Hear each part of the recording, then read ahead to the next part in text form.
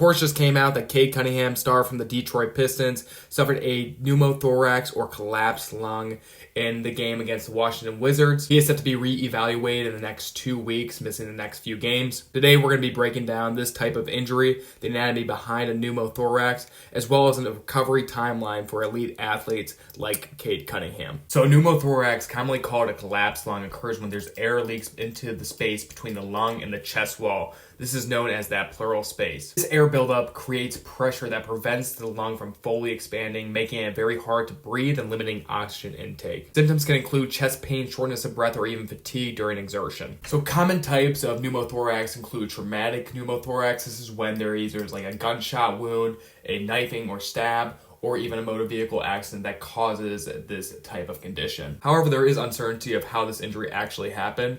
He initially was taken out of this game against the Washington Wizards for back spasms. You see him on the bench here holding that lateral side of his rib cage. There's a chance that this was a spontaneous pneumothorax, which can happen due to small air blisters on the lung surface that can rupture. Sudden pressure changes within that chest, or even a tall, lean body type, something common seen in basketball players, are more susceptible to these types of conditions. So even without contact, the repetitive stress of the high-level play, like jumping, sprinting, and rapid breathing, can contribute to this type of injury. So let's simplify this anatomy. We have just a normal lung diagram here. So the lung sits inside the chest cavity and are surrounded by two thin layers. We have our visceral pleura, seen right here, which is that covers the lung. And then we also have our parietal pleura, which is the outer layer, which lines that chest wall, seen out here. And as you can see, there's a tiny space between these two layers with minimal fluid. This allows for smooth lung expansion. However, if we take a look at this diagram here, in a pneumothorax,